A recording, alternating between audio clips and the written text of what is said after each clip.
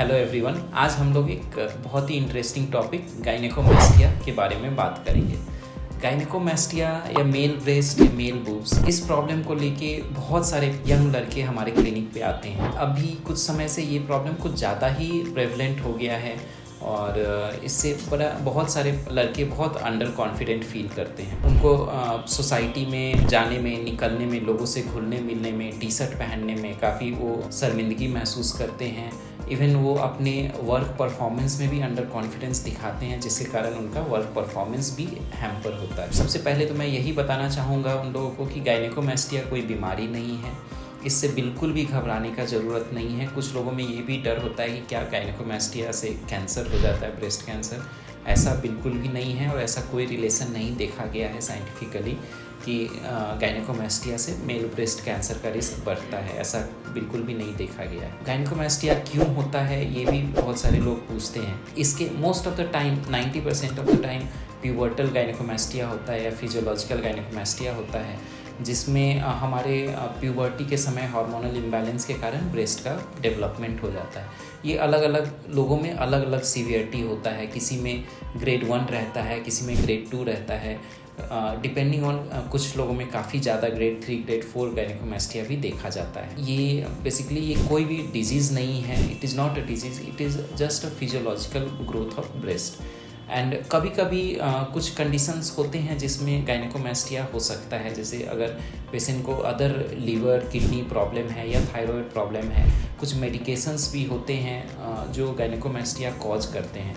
Even anabolic steroids जो हम gym जाते हैं उस समय कुछ लोग लेते हैं, या इवन बहुत सारे ड्रग्स जो लेते हैं, उसके कारण भी गायनेकोमास्टिया उसका एक साइड इफ़ेक्ट होता है। एक बहुत ही इम्पॉर्टेंट क्वेश्चन है जो हमेशा जो पेशेंट पूछता है कि क्या ये एक्सरसाइज करने से ठीक हो सकता है। गायनेकोमास्टिया एक्चुअली बेसिकली फैट और हमारे ब्रेस्ट ग्लैंड का कलेक्शन होता है। Most of the time fat रहता है उसके चारों तरफ, और साथ में जो ब्रेस्ट के डक्ट्स होते हैं वो भी ज़्यादा डेवलप्ड रहते हैं। तो फैट तो कुछ हद तक एक्सरसाइज से कम किया जा सकता है, बट वो जो ब्रेस्ट के फैट होते हैं वो स्टबर्न फैट होता है, वो बहुत लास्ट में जाता है। तो इसीलिए यूजुअली एक्सरसाइज करने से ये ठीक नहीं होता है ये। और रैदर जब हमारा पेक्टोरलिस मसल जो होता है वो डेवलप होता है तो it becomes even more prominent. So इसीलिए कुछ पेशेंट ये भी बोलते हैं कि सर हम एक्सरसाइज किए उसके बाद और ज़्यादा हो, बेसिकली और प्रोमिनेंट हो जाता है। जब हमारे अंदर के मसल डेवलप होते हैं तो ऊपर जो ब्रेस्ट है वो नॉर्मल है कि वो और ज़्यादा दिखने लगेगा। सो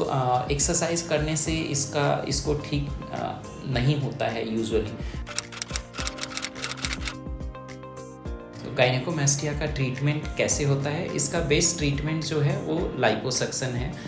लाइपोसक्शन एक माध्यम है जिसके द्वारा हम लोग एक छोटा सा छेद करके दोनों ब्रेस्ट के सारे फैट को हम लोग रिमूव कर सकते हैं, और साथ में वहीं से हम लोग डक्ट भी, जो ग्लैंड्स हैं वो भी हम लोग साथ में निकाल लेते हैं। इसमें कोई भी विजिबल निशान नहीं आता है और ये बहुत आसानी से इसको किया जा सकता है। 1 आवर का प्रोसीजर होता है और उसके आप लगभग तीसरे चौथे दिन से अपना नॉर्मल काम शुरू कर सकते हैं।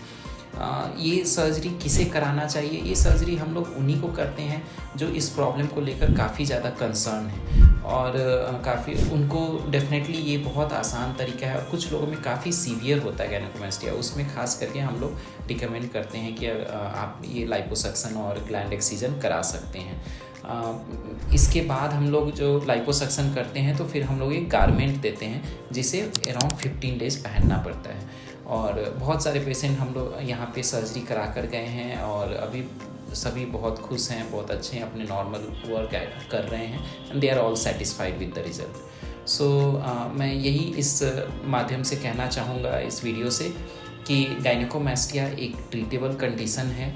फर्स्ट ऑफ ऑल ये कोई बीमारी नहीं है, इसलिए इससे घबराना नहीं है। अगर आप गायनेकोमास्टिया को लेकर काफ़ी परेशान हैं तो आप प्लास्टिक सर्जन से मिलिए और इसको लाइपोसक्शन के द्वारा ठीक कराइए।